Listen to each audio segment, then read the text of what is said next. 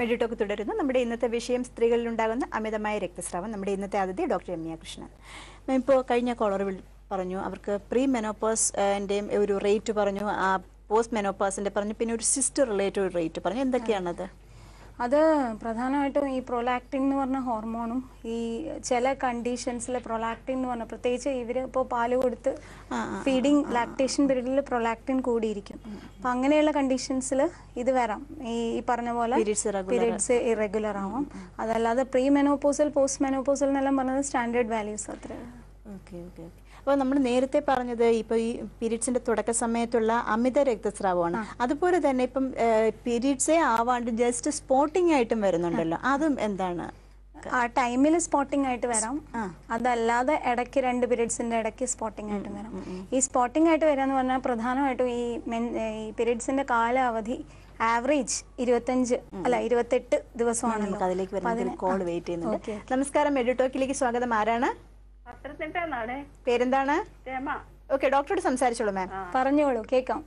ഡോക്ടറെ, എന്റെ മകളുടെ കാര്യം ചോദിക്കാനാണ്. പറയൂ. അവക്കാന്ന് ഈ പീരിയഡ് ആവുമ്പോഴേ ഈ മുഖത്തൊക്കെ ഇങ്ങനെ നീര് പോലെയൊക്കെ വരുന്നുണ്ട്. പീരീഡ്സിന്റെ സമയത്താണോ അതോ ആവുന്നതിന് മുമ്പ്? തൊട്ട് മുമ്പാണ്. ഒരാഴ്ചയൊക്കെ മുമ്പ് തുടങ്ങി. ശരി. എന്നിട്ട് ആവുമ്പോഴോ? ആവുമ്പോ ഈ 2 ദിവസമൊക്കെ മുമ്പ് വരും. ശരി. എന്നിട്ട് അത് ആവുമ്പോ എങ്ങനെയാണ്? ആവുമ്പോ മാറുമോ? ആവുമ്പോഴും അത് കഴിയുമ്പോഴും അതുപോലെ വേദനയൊക്കെ ഉണ്ട്. 2-3 ദിവസം വേദനയാണ്. നീര് എന്ന് പറഞ്ഞത് ഈ മുഖത്തിന്റെ 2 സൈഡിലും നീര് പോലെ. വേറെ കാലിലായിട്ട് നീരുണ്ടോ? കാലില് നീരുണ്ടോ? ചിലപ്പോ ഈ കൈകാല് കഴുപ്പും ഉണ്ടെന്ന് പറയുന്നു. നീരായിട്ടുണ്ടോ കാലില്? കാലില് നീരായിട്ടില്ല, കൈകാല് കഴുപ്പും. ശരി. Okay okay. വേറെ പീരീഡ്സ് ഒക്കെ റെഗുലർ ആണ്? അതൊക്കെ കറക്റ്റ് ആണ്. എത്ര വയസ്സാണ് മോൾക്ക്? 21 വയസ്സ്. Okay okay. ഇതിപ്പോ വലിയ പേടിക്കാനില്ല. കാരണം എന്താന്ന് വെച്ചാലേ പീരീഡ്സിനോട് അടുപ്പിച്ച് കുറച്ച് വാട്ടർ റീറ്റെൻഷൻ വരും. ജലാംശം കുറച്ച് ശരീരത്തിൽ കുറച്ച് കെട്ടി നിൽക്കും നമ്മൾ ആ പീരീഡ്സിന്റെ തൊട്ട് മുമ്പായിട്ട്. അപ്പൊ അതിന്റെ ഭാഗമായിട്ട് നമുക്ക് കുറച്ച് ഹെവിനെസ് ഒക്കെ തോന്നാം, കുറച്ച് ഫുൾനെസ് തോന്നാം. അത് ആ സമയത്ത് മാത്രം വരണ നീരാണ്. പീരീഡ്സ് ആവുമ്പോൾ പോകുന്നുണ്ടെങ്കിൽ പേടിക്കാനൊന്നുമില്ല. അത് ഈ വാട്ടർ റീറ്റെൻഷൻ, സോഡിയം വാട്ടർ റീറ്റെൻഷൻ എന്ന് പറയും. അത് മെൻസസിന് തൊട്ട് മുമ്പ് ചിലർക്ക് അങ്ങനെ ഉണ്ടാവാറുണ്ട്. ആവുമ്പോൾ മാറും ചെയ്യും, ആയി കഴിയുമ്പോൾ പോകും. ഓക്കെ മാം, വിളിച്ചതിന് നന്ദി. ഇപ്പോൾ ഈ പീരീഡ്സ് റിലേറ്റ് ചെയ്ത് ഇപ്പം പറഞ്ഞ ഇതുപോലെ പല പല പ്രശ്നങ്ങൾ, ചിലർക്ക് ബോഡി ഭയങ്കര പെയിൻ ആയിരിക്കും, അല്ലെങ്കിൽ ബ്രസ്റ്റിന്റെ ഭയങ്കര പെയിൻ, അങ്ങനെ ഒത്തിരി പ്രശ്നങ്ങളുണ്ടല്ലോ പീരീഡ്സ് ആയിട്ട് റിലേറ്റ് ചെയ്തിട്ട്. എല്ലാം ഈ ഹോർമോൺ. അതെ അതെ, അതിലേക്കാണ് ഞാൻ വന്നത്. അതായത് ഈ 28 ദിവസമുള്ള സൈക്കിൾ സ്പോട്ടിങ്ങിൽ തുടങ്ങി. അതെ അതെ അതെ. അപ്പൊ അതില് ഫസ്റ്റ് പീരീഡ് എന്ന് പറയുന്നത് ഈ അണ്ടം ഉൽപാദനമാണ്. അപ്പൊ അതിനായിട്ട് ആദ്യം ഫോളിക്കിൾസ് ആയിട്ട് ഓവറിയിൽ ഉണ്ടാവും. അപ്പൊ ഇതിൽ 4 സ്റ്റേജസ് ഉണ്ട്. അപ്പൊ ഈ കുറെ ഫോളിക്കിൾസ് ഉണ്ടാവും ഓവറിയിൽ. അതിൽ ഒരെണ്ണം സെലക്ട് ചെയ്തിട്ട് അത് മെച്യൂർ ആവുകയാണ് ചെയ്യണേ. അതാണ് പിന്നീട് ഓവമായിട്ട് മാറണേ. അപ്പൊ ഈ ഓവമായിട്ട് മാറാനായിട്ടുള്ള പ്രധാനമായിട്ടുള്ള ഹോർമോൺ ഓവുലേഷൻ എന്ന് പറയും. അതായത് ഓവത്തിനെ റിലീസ് ചെയ്യുക. ആ ഓവുലേഷനെ പ്രധാനമായിട്ടും ഇൻഫ്ലുവൻസ് ചെയ്യുന്നത് ഈസ്ട്രോജൻ ആണ്. അപ്പൊ ഈ ആർത്തവചക്രത്തിലെ ആദ്യത്തെ സ്റ്റേജ്, ആദ്യത്തെ 14 ദിവസം ഈസ്ട്രോജൻ പ്രീഡോമിനന്റ് ആണ്. അത് കഴിഞ്ഞ് ഈ 14 ദിവസം കഴിഞ്ഞ് ഓവുലേഷൻ നടന്നു കഴിഞ്ഞിട്ട് പിന്നീടുള്ള 14 ദിവസം പ്രൊജസ്ട്രോൺ എന്ന് പറഞ്ഞ ഹോർമോണാണ് കൺട്രോൾ ചെയ്യുന്നത്. അപ്പോൾ ഇത് രണ്ടിൻ്റെയും ഒരു ഇംബാലൻസ് വരിക. അപ്പോൾ ഈ ഈസ്ട്രോജൻ ഉണ്ടായിക്കഴിഞ്ഞ് ഓവുലേഷൻ നടന്നു കഴിഞ്ഞ് കോർപ്പസ് ലൂട്ടിയം എന്ന് പറഞ്ഞൊരു സാധനം ഉണ്ടാവും. അതിൽ വീണ്ടും ഈസ്ട്രോജനും പ്രൊജസ്ട്രോണും ഉണ്ടായിക്കൊണ്ടിരിക്കും. അപ്പോൾ ഈ കോർപ്പസ് ലൂട്ടിയം എന്ന് പറഞ്ഞാൽ അത് പ്രഗ്നൻ്റ് ആയവർക്ക് മാത്രമേ ആവശ്യമുള്ളൂ. ഇപ്പോൾ പ്രഗ്നൻസി നടക്കുന്നില്ലെങ്കിൽ ഈ കോർപ്പസ് ലൂട്ടിയം ഡിസിൻറ്റിഗ്രേറ്റ് ചെയ്യും. അപ്പോൾ സാധാരണ മറ്റുള്ള ഓവുലേഷൻ നടക്കാത്ത ഒരാളിൽ എന്താ ഉണ്ടാവണേ? ഈ എൻഡോമെട്രിയം ഉണ്ടായിക്കൊണ്ടേയിരിക്കും. എൻഡോമെട്രിയം എന്ന് വെച്ചാൽ ഗർഭാശയത്തിന് അകത്തുള്ള രക്തപാളിയെയാണ് എൻഡോമെട്രിയം എന്ന് പറയുന്നത്. അപ്പോൾ ഈ എൻഡോമെട്രിയം ഉണ്ടായിക്കൊണ്ടിരിക്കും. ഈസ്ട്രോജൻ്റെ ആക്ഷനാണ് എൻഡോമെട്രിയം ഉണ്ടാക്കുക എന്നുള്ളത്. അത് ഞാൻ പറഞ്ഞല്ലോ, ഫസ്റ്റ് 14 ഡേയ്സിൽ എൻഡോമെട്രിയം ഉണ്ടായിക്കൊണ്ടേയിരിക്കും. പിന്നെ ഒരു സ്റ്റേജ് എത്തുമ്പോൾ ഈ ഈസ്ട്രോജൻ മാറി പ്രൊജസ്ട്രോണിലേക്ക് വരും. അതായത് കോർപ്പസ് ലൂട്ടിയം പ്രൊജസ്ട്രോൺ ഉണ്ടാക്കും. അപ്പോൾ ഈ പ്രൊജസ്ട്രോൺ ചെയ്യുന്ന കാര്യം എന്താണെന്ന് വെച്ചാൽ ഈ എൻഡോമെട്രിയത്തിനെ, അതായത് ഈ രക്തപാളിയെ സ്റ്റെബിലൈസ് ചെയ്യും. അതായത് ഈ കൊച്ചു കൊച്ചു ബ്ലഡ് വെസൽസ് എന്ന് പറയുമല്ലോ നമ്മൾ, കൊച്ചു കൊച്ചു ബ്ലഡ് വെസൽസ് ആണ് ഉണ്ടാവണേ. അപ്പോൾ ഈ ബ്ലഡ് വെസൽസിനെ ഒന്ന് സ്റ്റെബിലൈസ് ചെയ്യും. അതായത് അതിന് ശക്തി കൊടുക്കുന്നത് പ്രൊജസ്ട്രോൺ ഹോർമോണാണ്. അപ്പോൾ ഈ ഓവുലേഷൻ നടന്ന ആൾക്കാരിൽ മാത്രമേ പ്രൊജസ്ട്രോൺ ഹോർമോൺ ഉണ്ടാവൂ. കാരണം ഞാൻ പറഞ്ഞല്ലോ, കോർപ്പസ് ലൂട്ടിയം ഉണ്ടാവണമെങ്കിൽ ഓവുലേഷൻ നടക്കണം. അപ്പോൾ ഓവുലേഷൻ നടക്കാത്ത പല പല കാരണങ്ങൾ കൊണ്ടും ഓവുലേഷൻ നടക്കാത്ത ആൾക്കാരിലാണെങ്കിൽ ഈ കോർപ്പസ് ലൂട്ടിയം ഉണ്ടാവാത്തതുകൊണ്ട് പ്രൊജസ്ട്രോണും ഉണ്ടാവില്ല.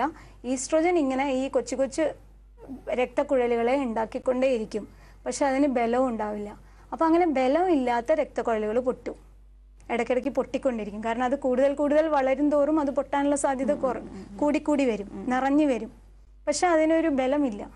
അപ്പം അങ്ങനെ ഫ്രജൈൽ എൻഡോമെട്രിയം എന്ന് പറയും. അതാണ് ഈ ഇടയ്ക്കിടയ്ക്ക് കുറച്ച് സ്പോട്ടിംഗ് ആയിട്ട് കണ്ടിന്യൂസ് ബ്ലീഡിംഗ് ആയിട്ട് വരാനുള്ള. ശരിക്കും എൻഡോമെട്രിയമാണ് പൊട്ടി അതിൽ നിന്ന് വരുന്ന ബ്ലഡാണ്. എൻഡോമെട്രിയത്തിൽ നിന്ന് വരുന്ന ബ്ലഡ് തന്നെയാണ്. അപ്പോൾ ഈ എൻഡോമെട്രിയത്തിന് ശക്തി കൊടുക്കാനുള്ള ഹോർമോണിന്റെ അഭാവം അതാണ് ഇങ്ങനെ ഇടയ്ക്കിടയ്ക്ക് വരാനുള്ള കാരണം. അത് ദിവസങ്ങളോളം കണ്ടിന്യൂസ് ആയിട്ട് വന്നുകൊണ്ടിരിക്കും. 20-22 ദിവസത്തോളം കണ്ടിന്യൂസ് ആയിട്ട് ബ്ലീഡിങ് നിന്നുകൊണ്ടിരിക്കും. ചെറിയ അളവിലായിരിക്കും മാത്രം. അപ്പോൾ അത് ഈ വ്യക്തിക്ക് അതുകൊണ്ട് എന്തൊക്കെ ദോഷങ്ങളാണ് വരുന്നത്? അതുകൊണ്ട് പ്രധാനമായിട്ടുള്ള ദോഷം, ഈ ബ്ലീഡിങ് തന്നെ ഒരു പ്രധാന ബുദ്ധിമുട്ടാണ്. അത് അവരുടെ മാനസിക നിലയെ വല്ലാതെ ബാധിക്കും. പിന്നെ അത് അനീമിക് ആവാനുള്ള ഒരു ചാൻസും ഉണ്ട്. ഹീമോഗ്ലോബിൻ കുറഞ്ഞ് ക്ഷീണം, വിളർച്ച അതുപോലത്തെ പ്രശ്നങ്ങളൊക്കെ വരാനുള്ള സാധ്യതയുണ്ട്. അപ്പൊ ശരിക്കും ഇത് ഇങ്ങനെ വരുന്നു, അതിന്റെ അർത്ഥം ആ വ്യക്തിക്ക് എൻഡോമെട്രിയോസിന്റെ ലക്ഷണമാണെന്നല്ലേ? അല്ല, എൻഡോമെട്രിയോസിസ് എന്ന് പറയുന്നത് എൻ്റയർലി ഒരു വേറെ, അതും ഇതും തമ്മിൽ ബന്ധമില്ല. ഇതിലിപ്പം ഹോർമോണൽ ഇംബാലൻസ് തന്നെയാണ് കാരണം. ഓവുലേഷൻ നടക്കുന്നില്ല. ഓവുലേഷൻ നടക്കാത്തത് കൊണ്ട് ഈസ്ട്രോജൻ ഇങ്ങനെ ബ്ലഡ് വെസൽസിനെ ഉണ്ടാക്കിക്കൊണ്ടിരിക്കും, പക്ഷെ ഓവുലേഷൻ നടക്കാത്തതുകൊണ്ട് അതിന് ബലം കിട്ടുന്നില്ല, പ്രൊജസ്ട്രോൺ ഉണ്ടാവാത്തതുകൊണ്ട്. അപ്പൊ ഇത് പൊട്ടിക്കൊണ്ടിരിക്കും. അപ്പൊ ഈ വ്യക്തിക്ക് മാനസികമായിട്ടുള്ള ഒരു പ്രശ്നമല്ലാണ്ട് ശാരീരികമായിട്ട് ഈ ഒരു സ്പോട്ടിങ് കണ്ടിന്യൂസ് വന്നുകൊണ്ടിരിക്കുമ്പോൾ എന്തെങ്കിലും പ്രശ്നങ്ങൾ വരുന്നുണ്ടോ? ട്രീറ്റ് അതാണ് ഞാൻ പറഞ്ഞത്. അതിൽ പ്രധാന പ്രശ്നം എന്ന് പറയുന്നത് അനീമിയാണ്. അനീമിക് ആവാനുള്ള സാധ്യതയുണ്ട്. നമ്മുടേതായിട്ടുള്ള ട്രീറ്റ്മെന്റ് രീതി എന്തൊക്കെയാണ്? ഇതിപ്പം ഇങ്ങനെ വരുന്ന കണ്ടീഷനിൽ, അതായത് ഈസ്ട്രോജൻ ഇങ്ങനെ ഉണ്ടാക്കിക്കൊണ്ടിരിക്കുക, ഓവുലേഷൻ നടക്കാത്ത മിക്കവാറും ഈ ചെറിയ അതായത് മെൻസസ് തുടങ്ങിയ മെനാർക്ക് കഴിഞ്ഞ ഉടനെയുള്ള പ്രായത്തിൽ, നേരത്തെ നമ്മൾ പറഞ്ഞല്ലോ ഇമ്മെച്യൂർ ആയിട്ടുള്ള hypothalamus pituitary ovarian cell axis, അങ്ങനെയുള്ള കേസസിലാണ് യൂഷ്വലി ഇങ്ങനെ കാണുന്നത്. അതായത് ഓവുലേഷൻ നടക്കില്ല, അനോവുലേറ്ററി ബ്ലീഡിംഗ് എന്ന് പറയും.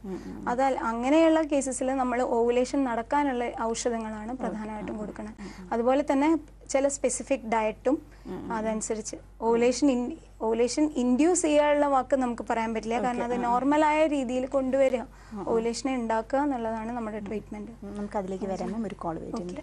നമസ്കാരം, മെഡി ടോക്കിലേക്ക് സ്വാഗതം. ആരാണ്? ഹലോ, വർക്കലയിൽ നിന്ന് സെൽഫിയാണ് വിളിക്കുന്നത്. ഓക്കെ, ഡോക്ടറോട് സംസാരിച്ചോളൂ മാം. പറയൂ മാം. വീട്ടിൽ ടിവിന്റെ വോളിയം ഒന്ന് മ്യൂട്ട് ചെയ്തിട്ട് ഫോണിൽ ശ്രദ്ധിച്ച് സംസാരിക്കും മാം. ഡോക്ടർ പറയൂ. എനിക്ക് പീരീഡ്സ് ആവുന്ന ടൈമില് ഭയങ്കരമായ വേദനയാണ്, അതിനെ കുറിച്ച് അറിയാനാണ് വിളിച്ചതേ. ശരി. എത്ര വയസ്സുണ്ട്? എനിക്ക് 31 വയസ്സുണ്ട്. ശരി. അപ്പൊ എന്റെ രണ്ടാമത്തെ ട്യൂബിലായിരുന്നു രണ്ടാമത്തെ പ്രഗ്നൻസി. എന്നിട്ട് കഴിഞ്ഞിട്ട് 1 വർഷമായി. ശരി. വലത്തെ ട്യൂബിലായിരുന്നു.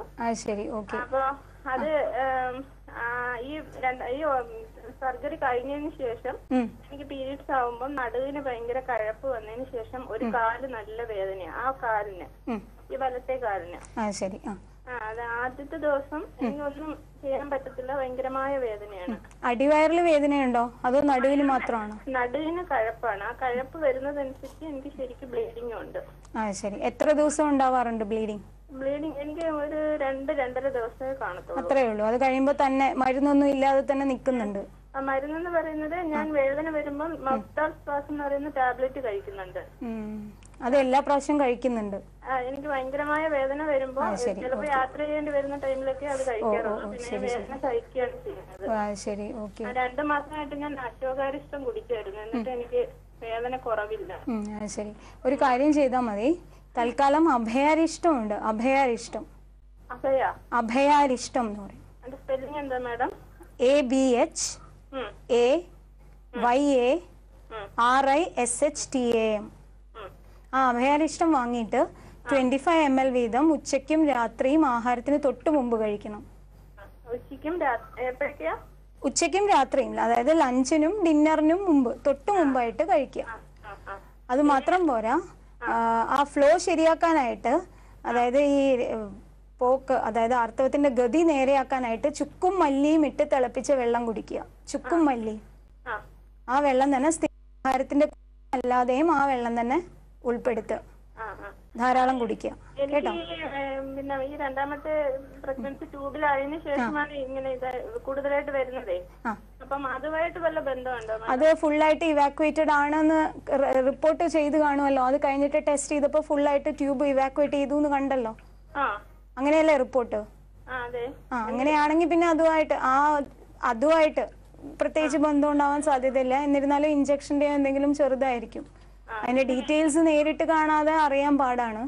എന്തായാലും ഇതൊന്ന് ചെയ്ത് നോക്കാവുന്നതാണ്, അഭയാരിഷ്ടവും ചുക്കുമല്ലികളും. വേറൊരു കാര്യം കൂടെ പറയാനുണ്ട്.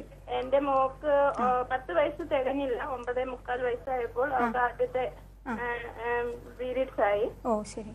അപ്പൊ അതിനെ കുറിച്ചാണ്, നേരത്തെ കൊച്ചു കുട്ടിയല്ലേ, അതിനെ കുറിച്ച് ഒന്ന് പറഞ്ഞുതരാമോ മാഡം? നേരത്തെ ആവുകയെന്ന് വെച്ചാൽ അത് ഫാമിലിയിൽ അങ്ങനെയുണ്ടോ?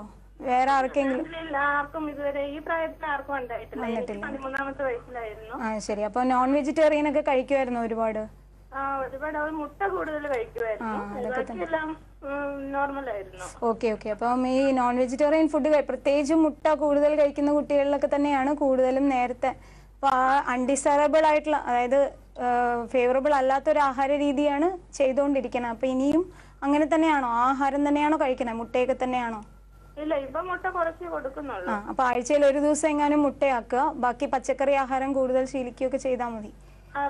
നേരത്തെ ആയതുകൊണ്ട് മറ്റു പ്രശ്നമൊന്നും ഇല്ലല്ലോ? ഇല്ല, വേറെ പ്രശ്നം. നേരത്തെ ആവുന്ന ഒരു ചെറിയ റിസ്ക് ഫാക്ടർ ആണ് ഭാവിയിൽ അസുഖങ്ങൾ വരാൻ. എന്നിരുന്നാലും നമ്മൾ നല്ല ആഹാര രീതിയും ജീവിത രീതിയൊക്കെ ചെയ്യുകയാണെങ്കിൽ വരാതിരിക്കും കേട്ടോ. ശരി. ഓക്കെ മാം, വിളിച്ചതിന് നന്ദി. നമുക്കൊരു ചെറിയ ബ്രേക്ക് എടുക്കാം. മെഡിറ്റോക്ക് ഒരു ചെറിയ ബ്രേക്കിന് ശേഷം.